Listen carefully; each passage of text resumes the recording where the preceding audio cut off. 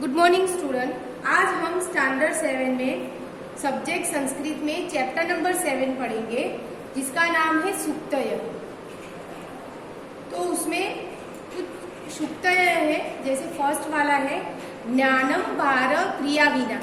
जब आप स्कूल में आ रहे थे तब भी मैंने ये समझाया था कि ज्ञानम भार क्रिया विना मतलब इसका मीनिंग ये होता है कि आपके पास कई बार नॉलेज होता है हमारे पास, लेकिन हम उसका यूज नहीं करते हैं। तो वो जो नॉलेज है वो क्या बन जाता है, एक बर्डन हमारे लिए बन जाता है। Without action knowledge is a burden. मतलब कई बार हम ये बोलते हैं कि मुझे ये काम आता है, कंप्यूटर का हमें काम आता है, लेकिन हमें यूज भी करना पड़े।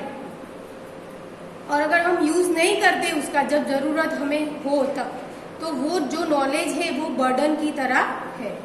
सेकंड है जननी जन्मभूमिश्च स्वर्गदपि गरिष्यसि।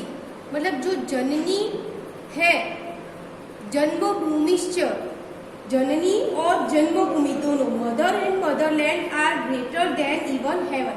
मतलब हेवन मतलब स्वर्ग, जो स्वर्ग है उससे भी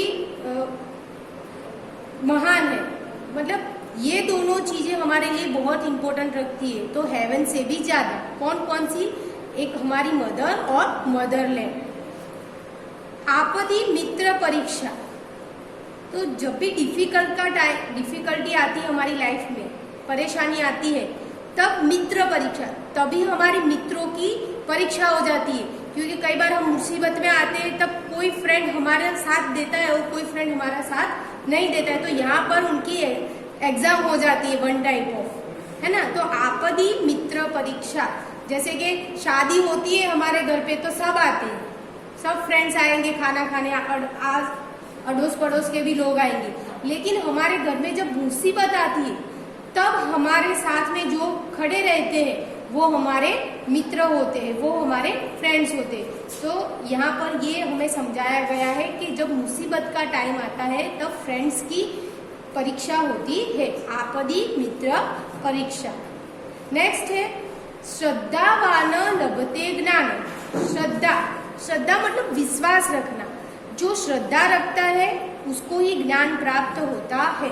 जैसे कि आप समझ लो कि आप कोई भी सब्जेक्ट लेके बैठे हो, तो आपको सबसे पहले तो खुद पे भरोसा होना चाहिए कि मैं ये कर पाऊँ। और दूसरा, जो आपको ज्ञान दे रहे हैं उनके ऊपर आपको विश्वास होना चाहिए कि जो टीचर मुझे सिखा रहे हैं वो मैं अच्छे से सीख पाऊँ। तो ये दोनों श्रद्धा होगी आपके अंदर, तो ही आपको वो चैप्टर के वो समझ में आएगा, तो ही आप वो ज्ञान ले पाओगे। तो श्रद्धावान लभते ज्ञान, आपको श्रद्धा होनी चाहिए। तो किसके ऊपर, एक तो सबसे पहले खुद पे, क्योंकि हम इतना भी अच्छे से पढ़ा ले, लेकिन आप ऐसा सोचो कि नहीं संस्कृत तो हार्ड सब्जेक्ट है, मुझे नहीं समझ में आएगा, तो आपको समझ में नहीं आएगा। जब तक आप अपने ऊपर भरोसा नहीं रखोगे, श्रद्धा नहीं रखोगे, अपने ऊपर विश्वास कॉन्फिडेंस नहीं रखोगे, तब तक आपको कोई सिखा पाएगा नहीं। सिर्फ संस्कृत की बात नहीं है, आप मैथ्स ले लो, साइंस ले लो, है ना, टीचर तो पढ़ाएंगे, लेकिन आपको खुद पे भरोसा होना चाहिए कि नहीं मुझे मैथ्स का ये चैप्टर समझ में आएगा। सबसे पहले अपने पर, और दूसरा कि ये भी भरोसा होना चाहिए कि मैं कहीं पे अटक जाऊंगा, कि मुझे कहीं पर प्रॉब्लम होगी, तो हमारे टीचर्स बैठे। तो दो तरीके की आपको श्रद्धा रखनी होगी। तो जो लोग ये दोनों तरीके से श्रद्धा रखते हैं उनको क्या मिलता है, ज्ञानम, नॉलेज प्राप्त करते हैं। श्रद्धावान लभते ज्ञानम। उसके बाद है बुद्धि यस्य बलम तस्य। ये आपको समझाने के लिए मैं आपको याद करा दूं, हम कई बार बोलते हैं कि बुद्धि बड़ी के बेस, है ना। तो इसमें क्या है, बुद्धि यस्य बलम तस्य। अभी मैं आपको एक एग्जांपल दे दूं कि बल का जो काम है ना, सोचो कि एक बहुत बड़ा पत्थर पड़ा है रास्ते में, है ना, तो वो बुद्धि, दो पर्सन, एक बुद्धि वाला पर्सन है, एक बल वाला पर्सन है, तो वो पत्थर को कौन हटा पाएगा, तो आप बोलोगे कि ये बल वाला हटा पाएगा। लेकिन मैं क्या बोलती हूँ कि बुद्धि वाला जो है वो भी पत्थर हटा सकता है। तो अभी आप बोलो कैसे, तो साइंस का आपको रूल पता होगा। साइंस में वो रूल नहीं आते, वो एक लंबा लकड़े की पट्टी होती है, तो उसके ऊपर वो रूल अप्लाई करके वो पत्थर को हटा सकता है। तो बुद्धि वाला दोनों काम कर सकता है। बल वाला भी कर सकेगा और बुद्धि वाला। लेकिन बुद्धि वाले जो काम है वो सिर्फ बल होगा। जैसे अखाड़े में जो कुश्ती करता है वो बुद्धि वाले काम नहीं कर पाएगा, लेकिन जिसके पास बुद्धि होगी वो दोनों प्रकार के काम कर पाएगा, बुद्धि वाले और बल वाले भी दोनों। तो बुद्धि यस्य बलम तस्य, जिसके पास बुद्धि है बल ऑटोमेटिक उसके पास आ जाएगा। संगे शक्ति कलो युगे, मतलब कलयुग में जो संघ है, संगठन, वो ही हमारा क्या है, एक शक्ति है। जैसे आप समझ लो कि कोई ऐसा काम है, जैसे एक स्कूल का एग्जाम्पल ले लो कि कोई एक टीचर आपको सारे सब्जेक्ट पढ़ा सकता है, नहीं। तो हम क्या करते हैं, एक यूनिटी, एक पूरे क्लास की सब टीचर की यूनिटी बना के सब्जेक्ट को डिवाइड करके हम आपको सारे सब्जेक्ट्स पढ़ाते हैं, है ना। तो बहुत ही अच्छी तरीके से हम आपको सारे सब्जेक्ट पढ़ा लेते हैं। तो ये क्या हुआ कि हमने संग करा, हम संयुक्त हुए और इससे हमारा काम क्या हो जाता है, इजी हो जाता है। आप सोचो कि कोई ऐसा टॉपिक है जो आपको समझ में नहीं आता है, लेकिन आप अपने फ्रेंड से पूछते हो और वो आपको सिखाता है, तो आप कई बार जल्दी सीख जाते हो। तो संगठन में क्या है, शक्ति होती है। तो संगे शक्ति कलो युगे, मतलब कलयुग में जो हमारे संगठन की जो है, संगठन करना, वो ही हमारी शक्ति बन जाता है। उसके बाद लास्ट है शरीर माध्यम खलु धर्म साधनम। तो यहाँ पर धर्म लिया है, तो धर्म मतलब यहाँ पर हिंदू, मुस्लिम, सिख, ईसाई हमें नहीं लेना है। धर्म मतलब अपना अपना जो काम है। जैसे अभी मैं मेरा धर्म बताऊं तो मेरा धर्म क्या है, एज अ टीचर मेरा काम है आपको पढ़ाना, तो पढ़ाना वो मेरा धर्म है। एज अ स्टूडेंट आपका धर्म कौन सा हुआ, आपका धर्म कौन सा हो, तो आपको पढ़ना है। मम्मी का अभी क्या कर रही होगी, मम्मी खाना पका रही होगी, तो वो मम्मी का काम है, मम्मी का धर्म है। पापा कमाने बाहर गए हैं, जॉब करने गए, तो वो उनका धर्म है। यहाँ पर धर्म मतलब वो समझना है। तो धर्म हम कब कर पाएंगे, तो शरीर माध्यम खलु धर्म साधनम। अगर हमें धर्म हमारा करना है तो उसका साधन कौन सा है, हमारा शरीर है ना। तो हमें साधन जो हमारे पास हो तो ही हम वो काम कर पाएंगे, वरना हम काम नहीं कर पाएंगे। जैसे अभी मुझे आपको बहुत पढ़ाना है, लेकिन मेरी हेल्थ अच्छी ना हो, तो मोबाइल भी है मेरे पास, ये सब इंस्ट्रूमेंट है।